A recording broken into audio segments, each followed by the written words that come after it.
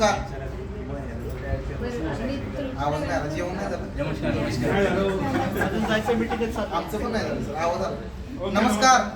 नमस्कार, माझे नाव सुनील. आम्ही सूर्या ब्रँड आपत्ती व्यवस्थापन दास ग्रुप ऑफ महाराष्ट्र यांच्या संयुक्त विद्यमान आपलं सगळ्यांचं सहर्ष स्वागत करतो. माहितीला सुरुवात करण्यापूर्वी तुम्हाला एक प्रश्न पडला असेल की हे गॅस सुरक्षा अभियान का कसं झालं. आज जर बघायला गेलं तर भारताचा रेशो एवढा आहे की दर 10 ते 12 तासाला कुठं ना कुठं सिलेंडर टाकीचा ब्लास्ट होतो. फक्त ब्लास्टच होतो का, कोणाचं तरी कुटुंब दगवण्याचं काम होतं. कुटुंब दगवल्यानंतर आपण न्यूज बघत असतो आपल्या टीव्हीवर किंवा मोबाईलवर टीव्हीवर न्यूज बघितल्यानंतर त्या कुटुंबासाठी 10 मिनिटं हवा व्यक्त करतो आणि स्पष्ट रूपाने विसरून जातो की आपण 30 टाके आपल्या घरामध्ये वापरत आहोत. मग त्याच्याबद्दल काळजी माहिती असणं गरजेचं आहे. ती माहिती आपल्याला माहिती असते का? तीच माहिती आम्ही या अभियान मार्फत देण्याचं काम करतो. तुम्हाला फक्त एक कळकळीची विनंती असेल की तुमचा 15 ते 20 मिनिटं अमूल्य वेळ तुमचा मोबाईल सायलेंट ठेवा, जेणेकरून आम्ही जी माहिती सांगणार आहे तुमच्यापर्यंत 100% पोहोचण्यास मदत होईल. आणि पोहोचल्यानंतर मी 100% गॅरंटी देतो की तुमचं कुटुंब सुरक्षित होईलच. पण आम्ही जिथं पोहोचू शकत नाही, जसं की तुमच्या शेजापाजारी, मित्रपरिवार, नातेवाईक किंवा तुमच्या गावाकडे देखील कोणतीही न कळत चूक घडत असेल, तिथेही या माहितीचा वापर करेल अशी इच्छा व्यक्त करतो. माहितीला सुरुवात करताना एक प्रश्न विचारतो.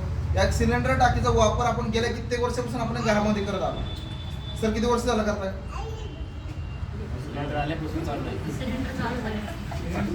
किती वर्ष?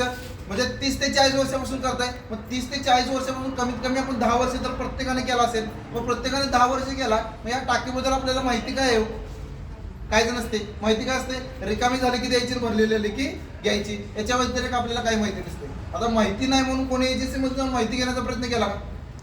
निश्चित नाही. शासनानं आज जर बघितलं तर याला मानवी बॉम्ब म्हणून घोषित केला आहे. आपल्या गुगलवर जरी टाकलेलं मानवी बॉम्ब तरी मानवी बॉम्ब म्हणून टाकीचा फोटो येतो. मग बॉम्ब घोषित केलेला, मग बॉम्ब बाहेर ठेवला का आपण?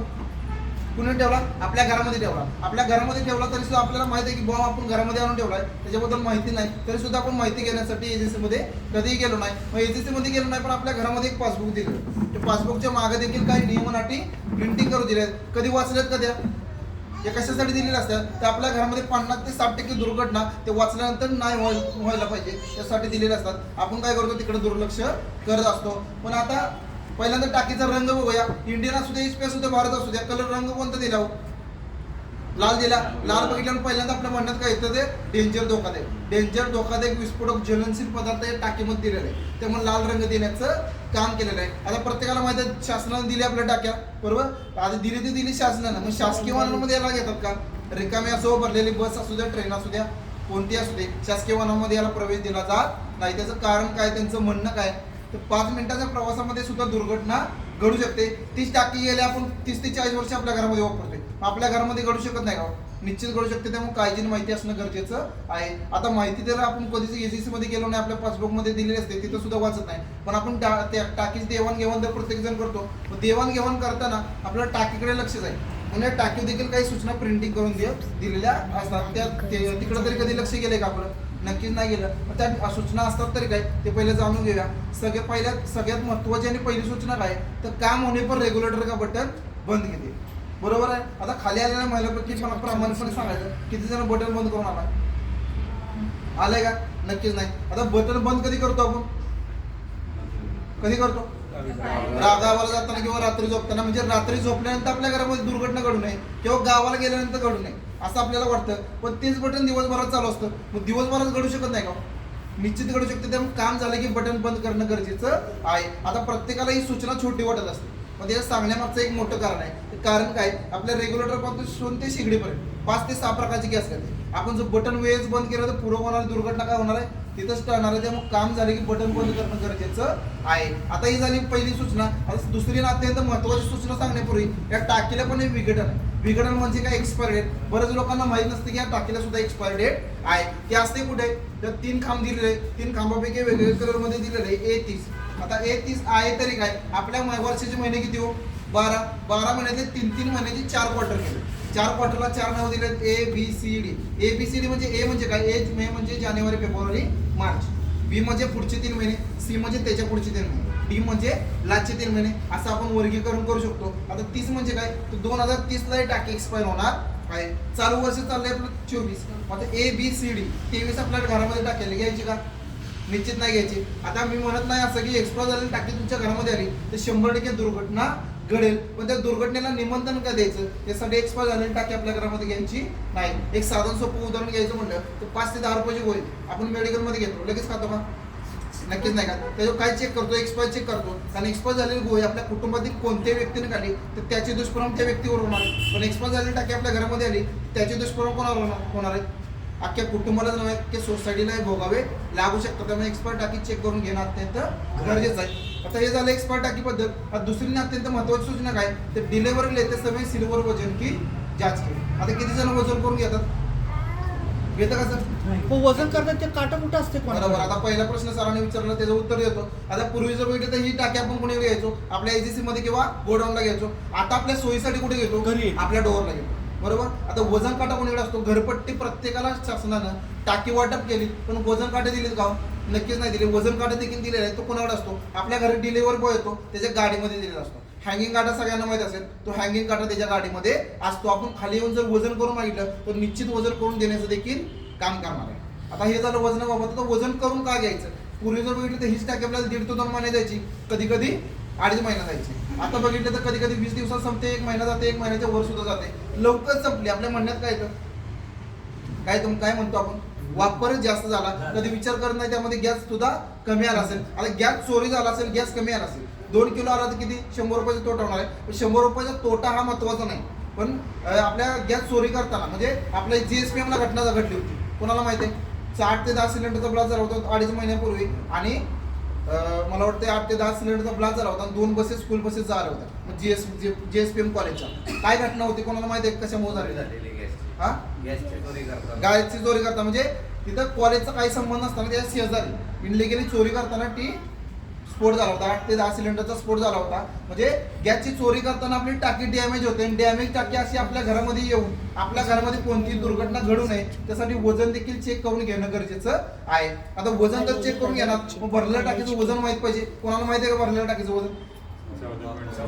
14. अजून 14.6. अजून एवढंच.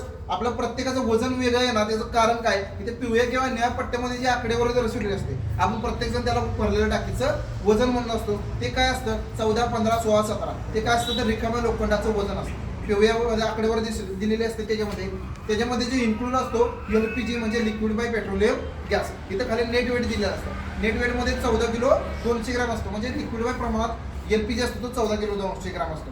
समजा आता 15 किलो इथं आकडेवारी दर्शवले आणि त्याच्यामध्ये 14 किलो 200 ग्राम आपलं टाकीचं गॅस. आता 14 किलो 200 ग्राम 15 किलो किती झालं वजन टाकीचं? 29.2. इंडियन असू दे, HP असू दे, भारत असू दे, 29 किलोच्या वर भरणं गरजेचं आहे. आता तसं कोणाला समजलं नाही तर खाली ग्रॉस वेट दिलेलं असतं. ग्रॉस वेट म्हणजे भरलेलं टाकीचं वजन 31.2, 30.9 असं आपल्याला दिलं असतं. असं इथं बघून सुद्धा आपण टाकीचं वजन देखील चेक करून घेऊ शकतो. आता हे झालं वजनाबाबत. आता सील कशाला म्हणतो आपण टाकीचं? प्रत्येक जण कशाला म्हणतो? सील किंवा न्यायपट्टा जो येतो त्याला सील म्हणत असतो. आतापर्यंत कोणत्या एजन्सीवाल्याने सांगितले का आपल्याला सील म्हणा? नक्कीच नाही. आपण दिलेला त्याला शब्द आहे तो सील वगैरे काय नसतं. जसं की आपल्या माइंड मधला एक चुकीचा भ्रम साईडला काढून टाका. ते काय असतं? एजन्सी पासून ते घरच्या प्रवासामध्ये कोणतीही धूळ कचरा डस्ट जाऊ नये म्हणून त्याला डस्ट प्रोटेक्टर म्हणलं जातं. डस्टर रॅपर सुद्धा म्हणलं जातं. जेव्हा डस्टर रॅपर आपण काढल्यानंतर दोरी ओढतो. दोरी ओढल्यानंतर काय होतं? घरामध्ये काय होतं? फट्टा आवाज होतो. कॅप हवेमध्ये उडली जाते. कधी विचार केलाय का असं का होतं? त्याचं कारण काय? टाकीचं लिकेज असेल. लिकेज टाकीचा जो साठा येणार प्रेशर तो काय होतो? या नॉब मध्ये साठा होतो. नॉब मध्ये साठा राहिल्यानंतर जशी दोरी ओढतो तर प्रेशर बाहेर पडायला जागा बघतो आणि बाहेर पडताना काय करतो? फट्टा आवाज येतो आणि कॅप हवेमध्ये उडली जाते. तेव्हा समजून जायचं आपल्या टाकीमध्ये काहीतरी गडबड आहे. ती गडबड ओळखायची कशी? प्रत्येकाच्या घरामध्ये पाणी असतं. पाणी घ्यायचं आणि या पिती नॉब मध्ये ओतायचं. आता पिती नॉब मध्ये ओतल्यानंतर टाकीचं लिकेज असेल काय दिसणार? आपल्याला बुडबुडे येते, बबल्स बुडबुडे दिसणार. अशी टाकी आपल्या घरामध्ये आली घ्यायची का? निश्चित नाही घ्यायची. आणि त्याचं महत्वाचं कारण काय? आपल्या घरामध्ये टाकी किती असतं? तो सगळ्यात मोठी आपल्या घरामध्ये एक चूक केलेली असते. काय केलेली असते? ते लीगल आहे का? म्हणजे आपण पाणी टाकतो तेव्हा आहे ना तसं.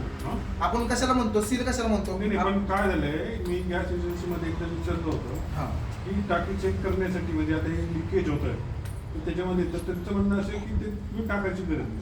मग लिकेज कसं चेक करणार? त्यांना विचारायचं. लिकेज चेक कसं करणार? त्याचं कारण काय असतं? टाक्यावरनं फेकून देतात सगळ्यांनी. आम्ही पर्सनली चेक केलं तर ते लिगल आहे. आपण सिलेंडर आणला टाकला करून घ्यायचं त्याच्याकडून. आता आपण करायचं त्याच्यात एकच थांब म्हणायचं लिकेज चेक करून टाकायचं. त्याचं सगळ्यात महत्त्वाचं समोरच ते पाणी टाकून चेक करणं हे लिगल आहे. लिगल आहे. आता मी सांगतो म्हणून तुम्हाला बरोबर. आता तुम्ही जर चेक केलं लिकेज असले तर तुम्हाला चेंज करून देत नाही. ते म्हणतात काय सर मायनर लिकेज आहे त्याला काय होत नाही आम्ही चेक करून आणलो. प्रत्येकाचं म्हणणं तेच होतं. त्याचं महत्त्वाचं कारण काय होत जर तुम्ही एजन्सीमध्ये गेला असाल किंवा तुम्ही गोडाऊनमध्ये जरी गेला असाल कधी टाकी घ्यायला ते टाके कुठनं फेकून देत असतात वरनं देत असतात. त्यामुळे 99% टाके लिकेज आहेत.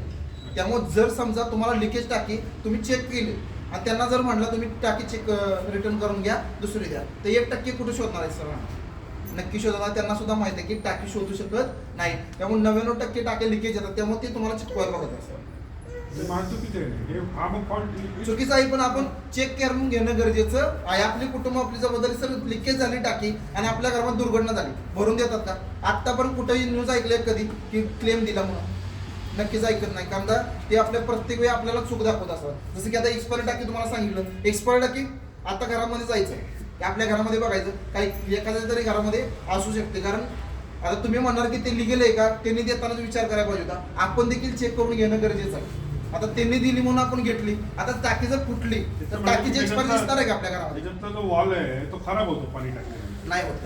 नाही पण तो वॉल चेंज करून देतात. लिकेज असेल ना तर आपण म्हटलं ना की टाकी बदलून द्या ते नंतर वॉल चेंज करून वॉलचं दुसरं लिकेज मी तुम्हाला सांगणार जाईल बरोबर.